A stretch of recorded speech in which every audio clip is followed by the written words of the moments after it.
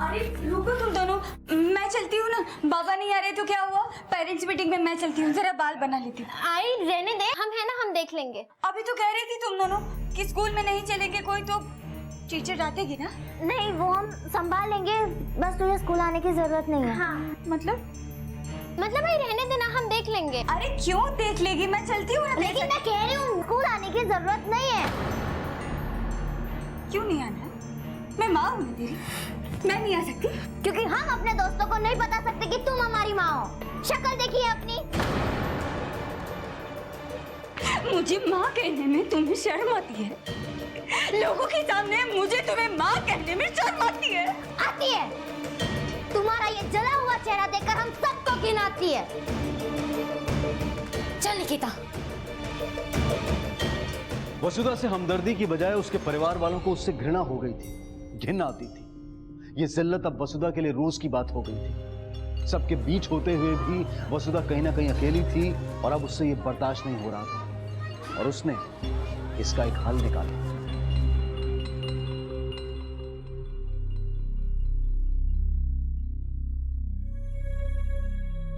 ले बेटा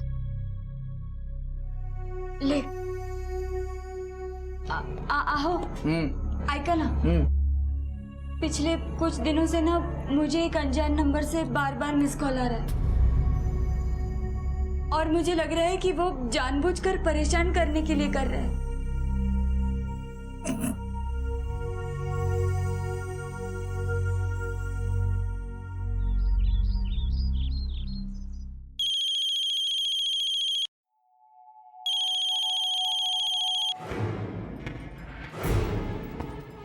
hello hello hello. आएगा कोणाचा फोन है? पता नहीं, अननोन नंबर से कॉल आया था और शायद कोई आदमी था, क्योंकि फोन रखने से पहले उसने किसी को आवाज दी। तुम लोग स्कूल जाओ।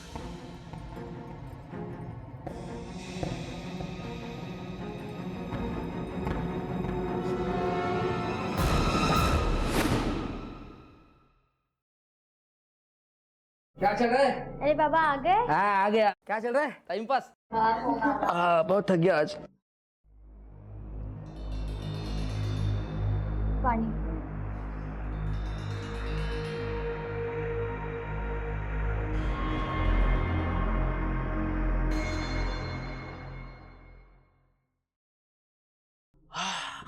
बाबा बाबा मेरे कॉलेज की स्पेशल कोचिंग में सिलेक्शन हो गया है। क्या बात है, अभिनंदन अभिनंदन। एक मिनट। हाँ। Hello hello hello. हाँ क्या बोल रहा था तुम? बाबा मेरी स्पेशल कोचिंग में सिलेक्शन हो गया है। गुड। कब से क्लास है तेरी? बस कुछ ही दिनों में बाबा। एक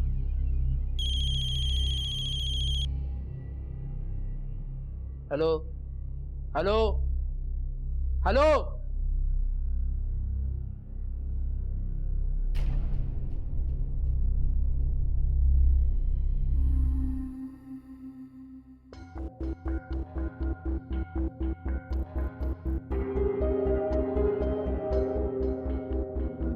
आई बाबा का कुछ पता चला? नहीं आई मैंने बाबा को ऑटो स्टैंड, उनके दोस्तों, सब जगह जाके पूछा पर किसी को कुछ पता नहीं आई। बल्कि बाबा ने आज ऑटो निकाला भी नहीं, उनका ऑटो वहीं खड़ा है जहाँ पे हर रोज पार्क करते हैं। पता नहीं बाबा कहाँ चले गए।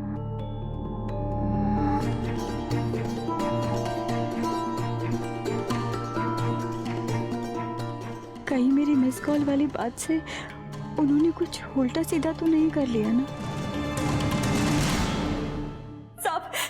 साहब ये मेरे पति है। कल कुछ काम से जाता हूँ कह कर गए, अब तक नहीं आया साहब। बैठिए। क्या करते हैं ये? रिक्शा चलाते हैं, लेकिन कल उन्होंने रिक्शा भी नहीं निकाला, पता नहीं कहाँ चले गए। इनकी किसी से दुश्मनी या कोई झगड़ा हुआ? नहीं सर, बाबा तो सीधे साधे आदमी है। शिंदे सर, इनसे इनकी पति की डिटेल्स ले लो, उनके फोन को सर्विलेंस पे डाल दो और ऑटो स्टैंड जाके पता करो किसी ने देखा था क्या। ठीक है सर। ठीक है, आप लोग जा सकते। एक मिनट, तो आपके चेहरे पे क्या हुआ? 7 साल पहले घर में स्टोव फट गया था साहब, उस पे जल गया। आखिर कहाँ था मंगेश? क्या वो सुरक्षित था? क्या मंगेश का गायब होना वसुधा के झूठ का परिणाम था, या फिर सच कुछ और ही था? सिचुएशन पूरी तरह से समझ के बाहर थी। मंगेश को लापता हुए पूरा एक दिन गुजर चुका था और मंगेश की कोई खबर नहीं थी। लेकिन मंगेश के गायब होने के साथ साथ शाम तक एक और घटना घटी जिसने वसुधा के जीवन में और बड़ा भूचाल ला दिया।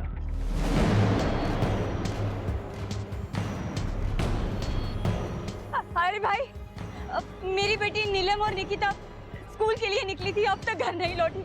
आपने देखा है? क्या आपको कुछ पता है? अरे मैडम, इतने बच्चे आते जाते हैं, कैसे पता होगा? अब तो स्कूल भी बंद हो गया है। पता नहीं कहाँ चले गए।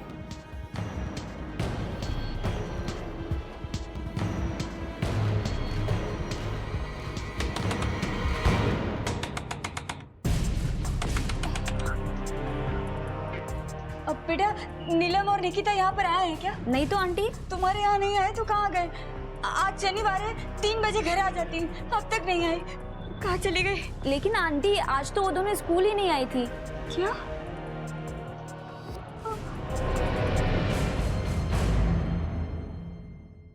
पहले आपके पति गायब हुए और उसके बाद आपकी बेटियां। आपको किसी पे शक है जो आपके साथ ऐसा कर सकता है?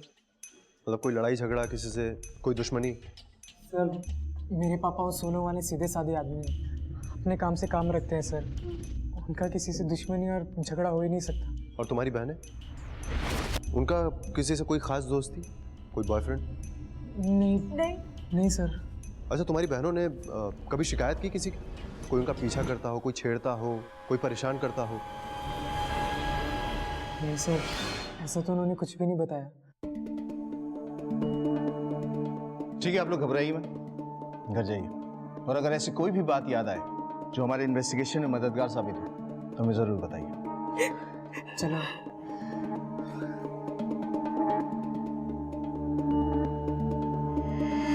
शिंदे, इन दिनों की बेसिक इन्फॉर्मेशन और फोटोग्राफ्स आसपास के पुलिस स्टेशन में सर्कुलेट करवा दो। ठीक है सर। लेकिन सर, मुझे लगता है कि ये किडनैपिंग फिरौती के लिए नहीं की गई, क्योंकि ये एक मिडिल क्लास फैमिली है सर, और पति को गायब हुए अभी 24 घंटे से ज़्यादा हो चुके हैं, लेकिन अभी तक कोई रैंसम कॉल नहीं आया है। सर, मुझे लगता है कि ये केस आपसी लड़ाई झगड़े का है या आपसी दुश्मनी का। सिर्फ बाप नहीं, 2 बेटियां भी गायब हुई हैं। अब ये केस आपसी रंजिश का है, किडनैपिंग का है या चाइल्ड ट्रैफिकिंग का, या तो छानबीन के बाद ही पता चलेगा। लेकिन जो भी हो, केस बहुत सीरियस है, क्योंकि एक घर से 3 लोग गायब हुए हैं, पहले बाप और फिर 2 बेटियां। इस केस को सॉल्व करने के लिए इस परिवार को समझना बहुत जरूरी है। फिलहाल वसुधा के पड़ोसी से मंगेश के ऑटो स्टैंड और बच्चियों के स्कूल में पूछताछ करते हैं।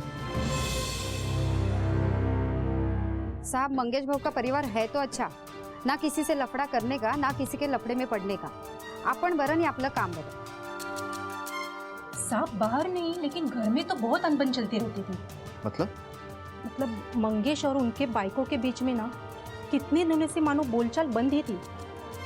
और वो निकिता और नीलम, उन दोनों की तो माँ से 1 मिनट भी नहीं बनती थी।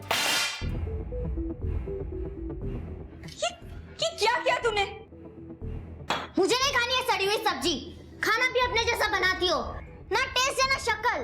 बेटा, बिना तेल मसाले के खाना खाना सेहत के लिए अच्छा होता है। हमारी सेहत का तुम कब से सोचने लगी? कुछ करना ही है ना तो अपनी शक्ल का करो। जब देखो बीमारों जैसा खाना बनाती रहती हो, ना खाने का मन करता है ना देखने का। निकिता, समझा दे इसको, देखा इसे कैसे बात कर रही है ये। तू चुप कर, आई का चमचा।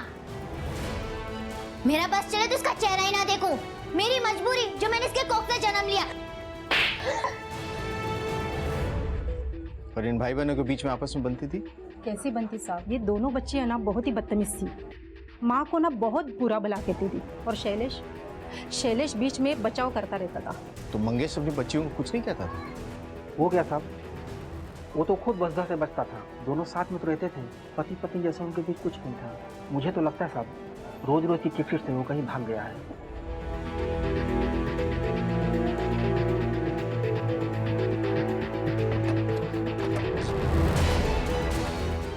मंगेश एकदम ईमानदार, उसूल वाला आदमी था साहब। शायद इस वजह से ही उसको लोग खड़ूस समझते थे और इस वजह से लोगों से उसकी बनती नहीं थी। पर किसी से कोई दुश्मनी ऐसा कुछ नहीं था साहब। अच्छा मंगेश 17 तारीख को यहाँ पर आया था क्या? नहीं साहब, वो 17 तारीख को यहाँ पे नहीं आया था। हमको लगा कि उसको बाहर का भाड़ा मिला होगा। जब भी उसका बेटा हमको यहाँ पे पूछने के लिए आया तभी हमको लगा कि वो गायब है। हाँ साहब, और उसका घर पर बहुत मचमच होता था, इसके लिए वो हमेशा परेशान रहता था। बोलता था वो सगी माँ और बेटियों में बिल्कुल नहीं बनती, ऐसा लगता है जैसे जन्म जन्म की दुश्मन हो।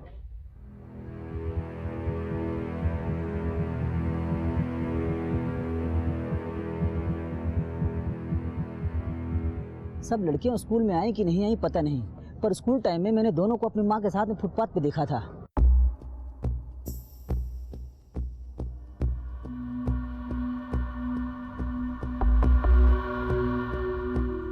साहब देख के ऐसा लग रहा था कि सुबह उन लोगों में किसी बात को लेकर झगड़ा चल रहा है। फिर शाम को माँ आई और पूछी मेरी बच्ची कहाँ है।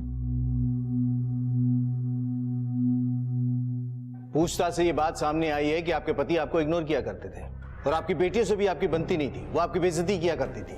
कहीं इसी वजह से आपने अपने पति और बेटियों को गायब तो नहीं कर दिया? साहब आप क्या कह रहे हैं? ये बात मानती हूँ मैं कि मेरी अपनी बेटियों से नहीं बनती थी, अनबन होती ही रहती थी, लेकिन आप ही बताइए, बाहर लोगों के सामने घर में अगर मेरी बहुत ज्यादा बेइज्जती करेंगे तो मैं कब तक चुपचाप सहती रहूंगी? कभी ना कभी कुछ तो कहूंगी ना साहब, लेकिन इसका ये मतलब नहीं है कि मैं उनके सामने। मेरी सौतेली बेटियां नहीं थी साहब, मेरी अपनी बेटियां थी। पड़ोसियों से पता चला है कि नीलम और निकिता अपने माँ की बिल्कुल भी इज्जत नहीं करती थी, इसीलिए तुम भी उन दोनों को पसंद नहीं करते थे। ये बात सच है ना?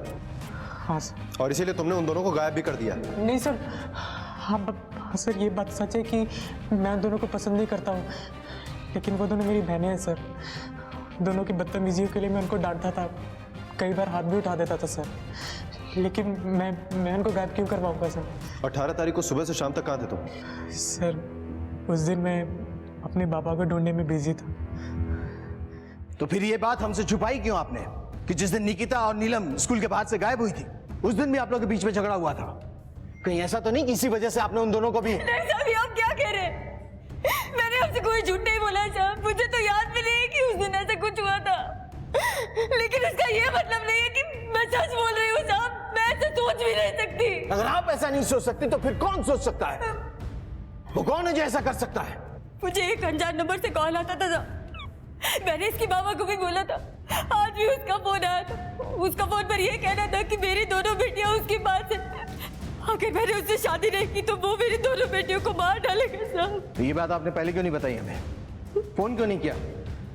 मैं करने वाली थी साहब, लेकिन शैलेश घर पर नहीं था। मैंने सोचा कि वो आ जाएगा तो मैं आपको फोन करके बता दूंगी, और लेकिन उससे पहले तो आप ही घर आ गए था।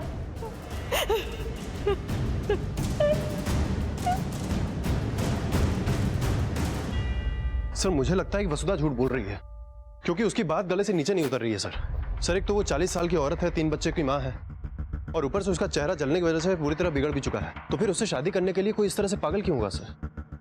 शिंदे, शायद कोई ऐसा आदमी हो जिसे वसुधा के आज के हालात के बारे में पता ना हो।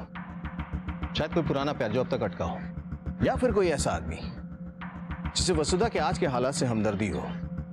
एक काम करो सर, वसुधा और शैलेश के कॉल रिकॉर्ड से मोबाइल लोकेशंस निकालो, और जो देवदास है ना उसका पता करो। ठीक है सर। सर नीलम के कॉल रिकॉर्ड्स और मोबाइल लोकेशन। ठीक।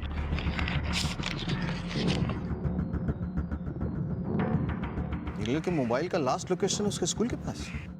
शिंदे सर, इसका मतलब है कि लड़कियां जहां और जिसके साथ भी गई है ना, स्कूल के बाहर से गई हैं। एक काम करो सर, स्कूल के आसपास जितने भी सीसीटीवी कैमरास हैं और उस रूट पे जितने कैमरास हैं ना, सबका फुटेज चेक करो, शायद हमें कोई क्लू मिले। ठीक है सर।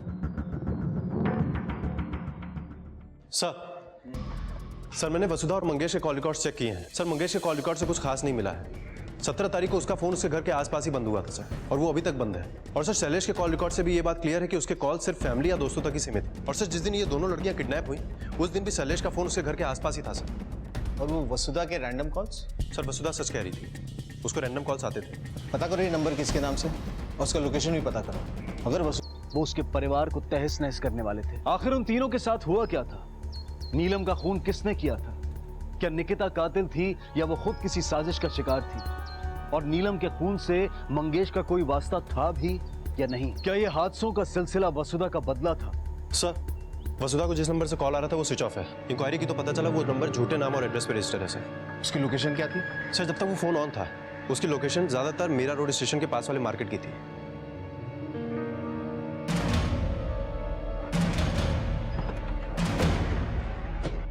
इस औरत को पहचानते हो?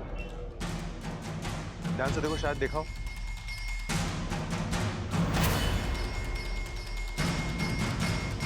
ये इस औरत को इधर से कहीं आते जाते देखा है क्या?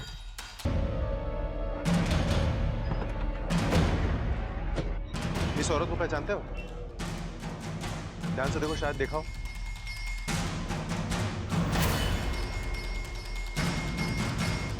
ये इस औरत को इधर से कहीं आते जाते देखा है क्या? हाँ साहब, ये औरत तो यहाँ पे आती है, राधे श्याम के यहाँ से ही सब्जी लेके आती है ये। उसकी दुकान कहाँ है? सब हो रहा उसका दुकान सब, लेकिन कल दोपहर से इसने दुकान अचानक बंद करके कहीं चले गया है, उसके बाद आया भी नहीं और आज भी ठेला बंद है। नंबर है उसका? हेलो, क्या?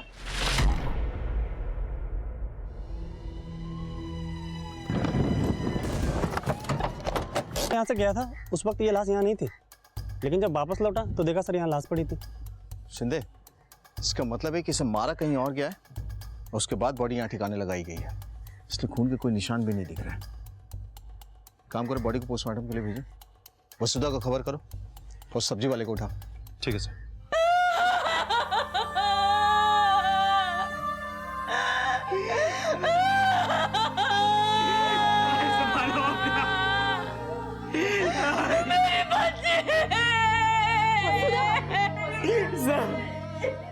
सर मैं अपनी एक बहन खो चुका हूँ सर, दूसरी को नहीं खोना चाहता सर। प्लीज मेरे बाबा और बहन को ढूंढ दो, प्लीज उन्हें ढूंढ दो सर। हम उन्हें ढूंढने की पूरी कोशिश कर रहे हैं, संभालो अपने आप को। शैलेश, शांत हो। आप कौन है? साहब मैं मंगेश का दोस्त हूँ, हफ्ते भर से बाहर था, आज ही आया हूँ तो ये बात पता चली। सर, राधे श्याम अचानक से कहीं चला गया है। पड़ोसियों का कहना है कि शायद वो अपने गांव गया होगा, लेकिन गांव कौन सा है सर, ये किसी को पता नहीं। मतलब पॉसिबल है कि ये किडनैपिंग और मर्डर राधे श्याम ने किया। इस केस को सॉल्व करने के लिए हमें उस तक पहुंचना बहुत जरूरी है। सर ये नीलम की पोस्टमार्टम रिपोर्ट। Thank you. हमारे इंफॉर्मेशन के मुताबिक राधे श्याम की दुकान 19 तारीख को बंद हुई थी और पोस्टमार्टम रिपोर्ट के मुताबिक नीलम की मौत 4 से 6 के बीच में 18 तारीख को, 5 बजे 20 तारीख को बॉडी मिली थी। जब तक ये राधे श्याम नहीं मिल जाता ना, इस केस की गुत्थी नहीं सुलझेगी। उसकी तलाश जारी रखो। Right sir. और सर वसुधा का घर काशीमीरा गांव में, लड़कियों का स्कूल मीरा भाईंदर के शांति नगर के इलाके में। सर नीलम की लाश मिली है गोराई में। सर ये भी तो पॉसिबल है ना कि लड़कियों को इसी एरिया के बीच में कहीं रखा गया। पॉसिबल है सिद्धे। एक काम करो सर, गोराई से लेके मीरा रोड के बीच में पता करो वसुधा का कोई रिश्तेदार या नीलम का कोई दोस्त रहता है क्या? ठीक है। उनका कोई बॉयफ्रेंड था? नहीं सर, वो दोनों का कोई बॉयफ्रेंड नहीं था। सर एक और बात, अचानक उनके पास बहुत पैसे आने लगे थे और वो लोग खर्च भी बहुत करती थी, है ना? हाँ सर। ठीक है, थैंक यू। लड़कियों को पहचानते हो तुम? हाँ साहब, ये तो यही स्कूल में पढ़ती है साहब। ये लास्ट टाइम कब आई थी? 3-4 दिन पहले आई थी साहब। बहुत हो गया ये माँ का एहसान, मुझसे अब ये औरत बर्दाश्त ही नहीं होती। छोड़ना अब, और गुस्सा करके क्या फायदा? अब स्कूल बंक कर ही दिया है तो चल मैं तुझे एक जगह लेकर चलती हूँ। कहाँ? अब हम जाएंगे तो तुझे खुद ही पता चल जाएगा और तेरा गुस्सा भी शांत हो जाएगा। लेकिन निकिता, अरे चल नीलम। अच्छा ये लोग गई कैसे थे? सब कैसे गया ये तो मैंने देखा नहीं साहब, ग्राहक आया तो मैं काम में लग गया। उन बच्चियों को आप लोग पढ़ाते थे, बता सकते हैं कैसी बच्चियां थी? सर जो नहीं है उसके बारे में बुरा तो नहीं बोलना चाहिए।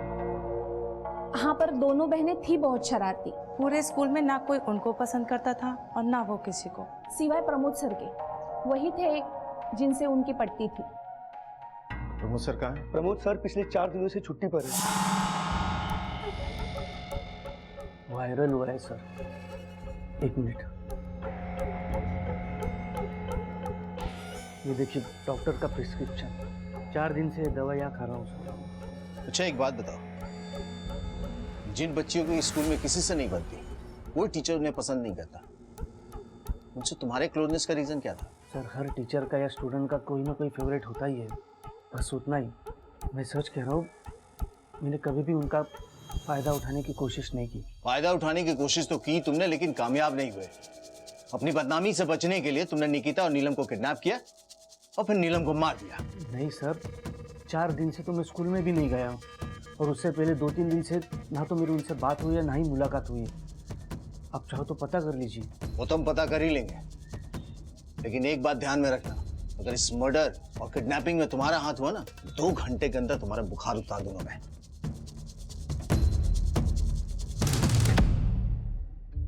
शिंदे ये सच नहीं बोल रहा है, मुझे लग रहा है कुछ ना कुछ छुपा रहा हमसे ये।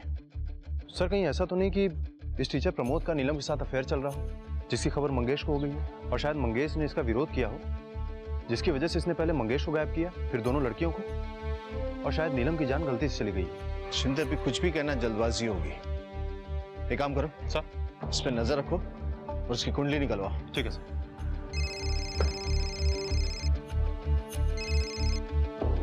हेलो, ओके, ठीक है सर। वो जो सब्जी वाला है ना राधेश्याम, उसका फोन ऑन हुआ है सर। फॉरेन टीम को अलर्ट करो। ठीक है सर।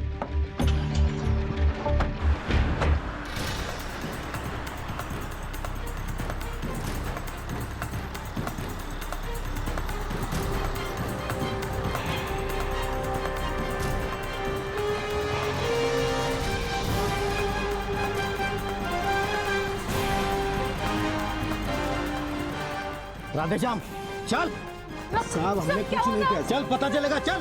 वसुधा बहन जी ने हमें खुद फोन करने के लिए बोला था साहब, और तो और साहब उन्होंने ही मुझे मोबाइल और नंबर दिया था। दादा, आप मेरा एक छोटा सा काम करेंगे?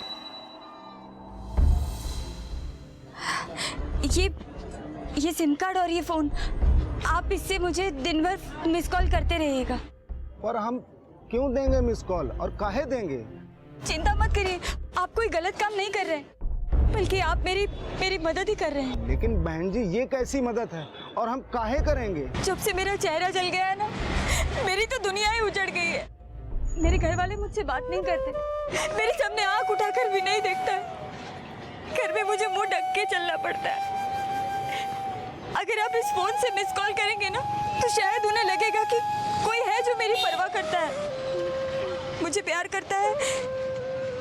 इस बहाने वो लोग मुझसे 2 बातें करेंगे, मेरा ध्यान देंगे आप। लेकिन बहन जी अगर कुछ गड़बड़ हो गई तो? अरे कोई गड़बड़ नहीं होगी, आप मुझ पर भरोसा रखिए। ये थोड़े से पैसे रख लीजिए, मुझे मिस कॉल कर। ठीक है, हम कर देंगे मिस कॉल। तो वसुधा के कहने पे ही तूने उन लड़कियों को उठाया ना? नहीं साहब, हमने किसी को नहीं उठाया साहब। वसुधा बहन जी का पति उनको पसंद नहीं करता था साहब, इसलिए बहुत वो परेशान रहती थी। हमें क्या मालूम कि हम उनके साथ अच्छाई करेंगे और हम यहाँ तक पहुँच जाएंगे साहब। Excuse me sir. हेलो, क्या सर वसुधा ने अपने हाथ की नस काट ली?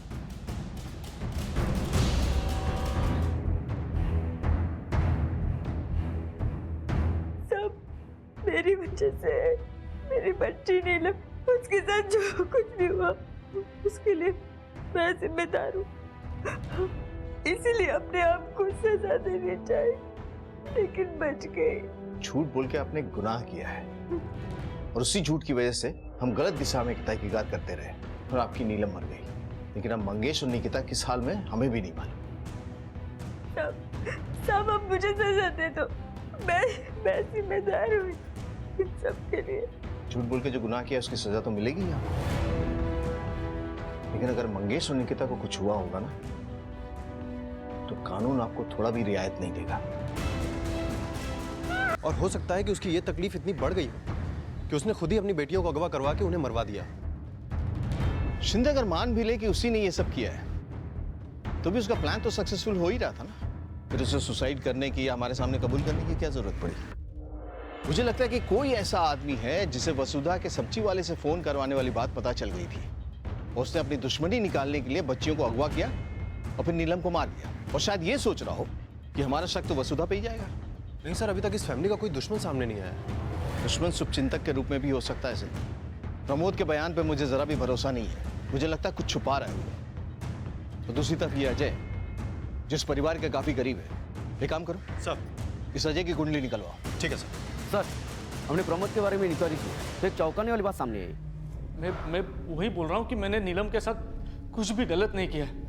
मैंने कभी भी उसका फायदा नहीं उठाया है सर। जिस फायदे की तू बात कर रहा है ना, हमें पता तो उठा ही नहीं सकता, क्योंकि तुझे लड़कियां नहीं लड़के पसंद है। ये कैसी बात कर रहे हैं आप सर? ऐसा कुछ नहीं, मेरी गर्लफ्रेंड है सर। सब मेरी गर्लफ्रेंड नहीं है सर। मेरा बॉयफ्रेंड है सर। मैंने ये सच सबसे छुपा के रखा था, क्योंकि मुझे पता था सब लोग मेरा मजाक बनाएंगे। लेकिन नीलम बहुत तेज लड़की थी सर।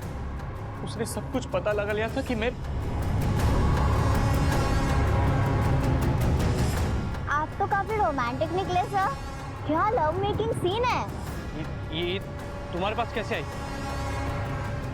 ये हमने तब ली थी जब कल अपनी कार में आप अपने बॉयफ्रेंड के साथ कुची-कू कर रहे थे। और अगर आप नहीं चाहते कि आपकी कुची-कू वाली हरकत की तारीफ सब लोग करें, तो 10,000 देने पड़ेंगे। और इतना तो आप कर ही सकते हैं ना सर? 10,000 कुछ ज्यादा नहीं है, राइट? और उसके बाद वो हर 8-10 दिन के बाद मुझे पैसों के लिए ब्लैकमेल करने लगी। इसका मतलब है कि निकिता और नीलम के पास तुम्हारे पास से पैसे आते थे, और तुमने उनसे पीछा छुड़ाने के लिए और अपनी बदनामी से बचने के लिए उन्हें किडनैप किया और नीलम को मार दिया। निकिता कहाँ है? सर, मैं उस तरह का इंसान नहीं हूँ सर। मैं 10-20 हज़ार के लिए किसी का खून नहीं कर सकता हूँ सर। शिंदे सर, इसे तब तक अंदर रखो जब तक ये सच ना बोले। सर सर सर सर मेरी बात तो सुनिए सर। सर, प्रमोद सच कह रहा है। वो उस दिन बीमार था और पूरे दिन घर पे ही था सर। मगर प्रमोद भी इस केस में इन्वॉल्व नहीं है, तो फिर कौन हो सकता है? पता लगा लिया था कि मैं। आप तो काफी रोमांटिक निकले सर। क्या लव मेकिंग सीन है? ये तुम्हारे पास कैसे आई? ये हमने तब ली थी जब कल अपनी कार में आप अपने बॉयफ्रेंड के साथ कुची-कू कर रहे थे। और अगर आप नहीं चाहते कि आपकी कुची-कू वाली हरकत की तारीफ सब लोग करें, तो 10,000 देने पड़ेंगे। और इतना तो आप कर ही सकते हैं ना सर? 10,000 कुछ ज्यादा नहीं है, राइट? और उसके बाद वो हर 8-10 दिन के बाद मुझे पैसों के लिए ब्लैकमेल करने लगी। इसका मतलब है कि निकिता और नीलम के पास तुम्हारे पास से पैसे आते थे, और तुमने उनसे पीछा छुड़ाने के लिए और अपनी बदनामी से बचने के लिए उन्हें किडनैप किया और नीलम को मार दिया। निकिता कहाँ है? सर, मैं उस तरह का इंसान नहीं हूँ सर। मैं 10-20 हज़ार के लिए किसी का खून नहीं कर सकता हूँ सर। शिंदे सर, इसे तब तक अंदर रखो जब तक ये सच ना बोले। सर सर सर सर मेरी बात तो सुनिए सर। सर, प्रमोद सच कह रहा है। वो उस दिन बीमार था और पूरे दिन घर पे ही था सर। मगर प्रमोद भी इस केस में इन्वॉल्व नहीं है, तो फिर कौन हो सकता है? शिंदे सर, कहीं ऐसा तो नहीं कि ये सारा काम मंगेश ने किया?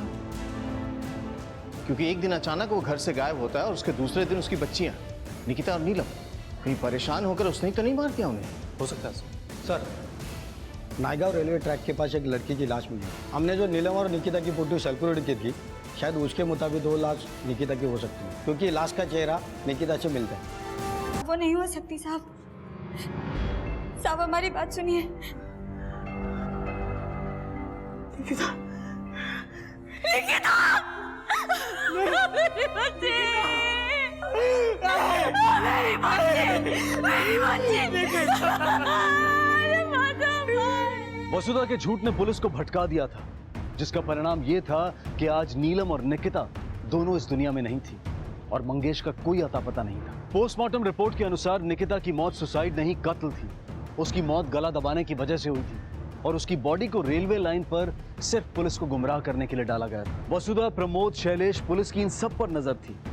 तो आखिर इन घटनाओं को अंजाम कौन दे रहा था? सर, अजय के बारे में इंक्वायरी करने पर पता चला है कि अजय वसुधा के काफी क्लोज है और उससे हमदर्दी भी रखता है। सर, इसीलिए अजय ने कई बार मंगेश को अपनी दोनों बेटियों को सुधारने के लिए कहा और ये बात दोनों लड़कियों को बुरी भी लगती थी। इसीलिए इन दोनों लड़कियों का अजय से झगड़ा भी होता था सर। एक बार तो ये दोनों बहनें अजय के घर चली गई और सबके सामने उसे बेइज्जत भी किया सर। बात यहाँ तक बढ़ गई कि नीलम ने अजय को एक थप्पड़ भी मार दिया। सर, कहीं ऐसा तो नहीं कि अपनी बेइज्जती का बदला लेने के लिए अजय ने पहले इन दोनों बहनों को गायब किया हो और उसके बाद मार दिया? शिंदे, ये नौबत इसलिए भी आ सकती है क्योंकि अजय और वसुधा के बीच में कुछ चल रहा था जिसकी जानकारी बच्चियों को थी और उन्होंने अपने बाबा मंगेश को ये बात बता दी। इसलिए अजय और वसुधा ने मिलकर प्लानिंग की और पहले मंगेश, उसके बाद बच्चियों को गायब कर दिया। बच्चियों की लाश तो मिल गई है। कहीं ऐसा तो नहीं कि मंगेश को भी इन लोगों ने मार दिया? ऐसे गंदी बात मैं सोच भी नहीं सकता हूँ। दोस्त हूँ मंगेश का, वसुधा को भाभी मानता हूँ मैं, अपने परिवार की तरह समझता हूँ उन्हें। इसीलिए तूने मंगेश को लोन दिया था ना ऑटो खरीदने के लिए, जिसके पैसे तूने अभी तक नहीं मांगे? साहब, वो दोस्त है मेरा, आज नहीं तो कल दे देगा ना। इसमें क्या है? इसमें यह है कि तूने वो लोन वसुधा की वजह से उसे दिया था और उसकी लड़कियों ने तेरी प्लानिंग फेल कर दी। इसीलिए तूने उन्हें पहले किडनैप किया, उसके बाद लड़कियों को मार दिया। जिंदा है, मार दिया उसे भी। अरे साहब, मैंने किसी को नहीं मारा है। मैं अपने दोस्त के साथ ऐसा क्यों करूंगा? गलत रिश्तों की वजह से अक्सर दोस्त दोस्त का दुश्मन हो जाता है। तो तूने भी इसीलिए किया ना सब? नहीं साहब, वसुधा भाभी है मेरी, मैं ऐसा नहीं सोच सकता हूँ साहब। अगर तू ऐसा नहीं सोच सकता फिर किसने सोचा? वसुधा ने या शैलेश ने? क्या बात कर रहे हैं साहब, दोनों बहुत भले लोग हैं। सर, मंगेश अपने घर आ गए हैं। क्या? अब तक कहाँ थे तुम? साहब, मैं राजस्थान गया था। वहाँ किस लिए गए थे? वसुधा का चेहरा जब से बिगड़ गया है, उसके साथ रहना बहुत मुश्किल हो गया था। हमारे बीच में पति पत्नी जैसा कुछ भी नहीं था, लेकिन उस दिन जब मुझे पता चला कि उसको किसी अनजान नंबर से मिस कॉल आ रहा है, मुझे बहुत बुरा लगा साहब। खुद की घिन आने लगी साहब। मुझे लगा मैं उसके साथ बहुत गलत कर रहा हूँ। मैं उसको देखता नहीं, इसीलिए कोई उसे तंग कर रहा है, पर मैं था जो अपना पति धर्म निभाने से भागता रहा साहब, इसीलिए उसे छोड़कर भाग गया। लेकिन जब पेपर में नीलिमा और निकिता के बारे में पढ़ा तो मुझसे रह नहीं गया साहब, मुझसे रह नहीं गया साहब। मैं वापस चला आया साहब, मैं वापस। कहीं ऐसा तो नहीं इन्हीं सब कारणों की वजह से वसुधा के अंदर इतना गुस्सा भर गया कि उसने ही अपनी बेटियों को मार दिया?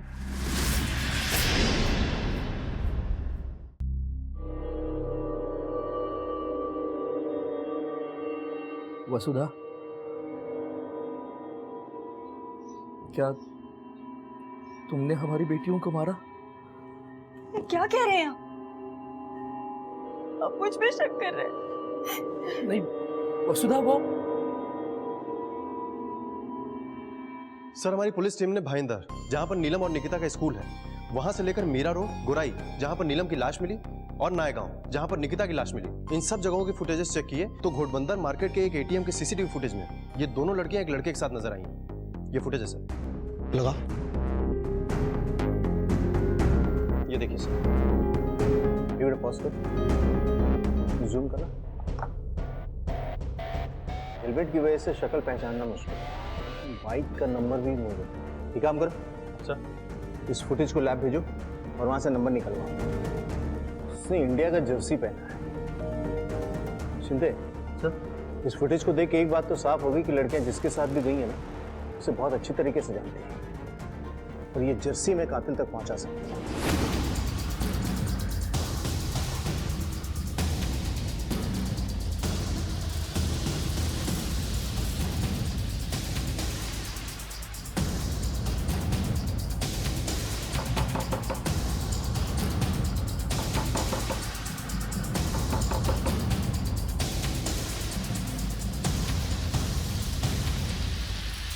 सच है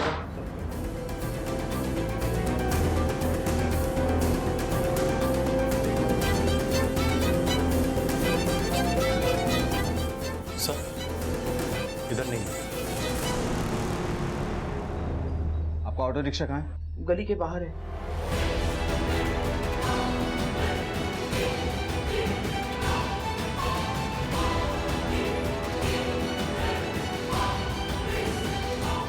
सर,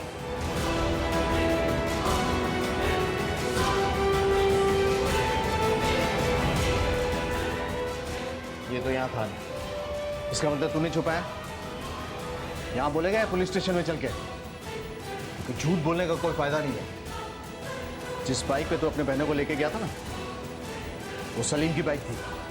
और तेरे कॉल रिकॉर्ड से ये बात पता चली है कि उसके और तेरे बीच में बातचीत होती थी। बोल।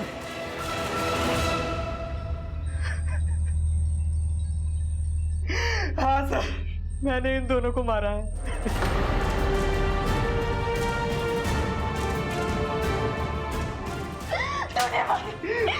क्यों मारा अपनी बहनों को? तूने अपनी बहनों को क्यों मारा? बोल। तेरी बहनें थी वो। नहीं थी वो मेरी बहनें, क्योंकि उन दोनों ने और राजू ने मुझे हमेशा ये एहसास दिलाया कि मैं तुम्हारा अपना नहीं बल्कि गोद लिया हुआ बेटा।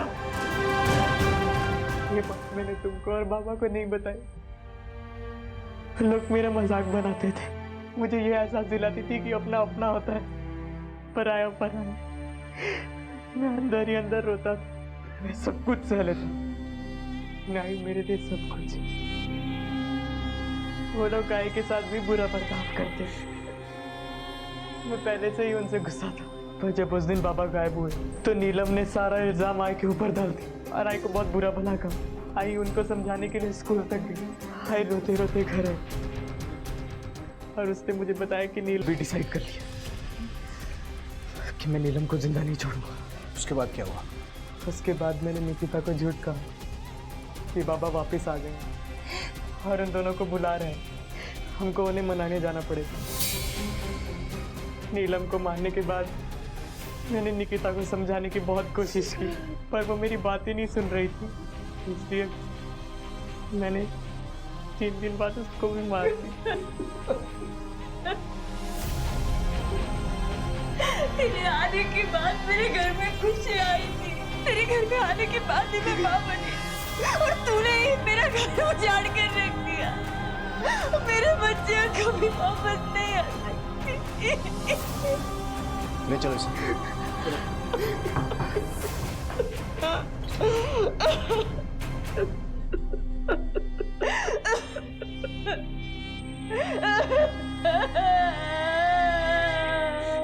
शारदा, नीलम, निकिता शैलेश से प्यार नहीं करते थे, लेकिन वसुधा और मंगेश शैलेश से प्यार करते थे। क्या शैलेश को जीने के लिए इतनी वजह काफी नहीं थी? बेशक थी, लेकिन उसने नफरत का जवाब नफरत से दिया। वसुधा के साथ भी वही हुआ। अपने पति और बेटियों से प्यार और इज्जत पाने की कोशिश में वो एक के बाद एक गलतियां करती चली गई। शैलेश को नीलम और निकिता के अपहरण और हत्या के लिए गिरफ्तार किया गया और इस वक्त वो न्यायिक हिरासत में है। अपने किए हुए अच्छे काम की सराहना सबसे पहले खुद करें, अपने ऊपर विश्वास रखें, क्योंकि दूसरों के प्रमाण पत्र की जरूरत सिर्फ कमजोर लोगों को पड़ती है। इसी विचार के साथ अब मैं अनूप सोनी आपसे विदा लेता हूं। फिर मुलाकात होगी अगले एपिसोड में एक और चौंका देने वाले केस के साथ। तब तक अपना और अपने परिवार का ख्याल रखें और देखते रहें क्राइम पेट्रोल डायल 100। सबक एक को सीख हम सबको। जय हिंद।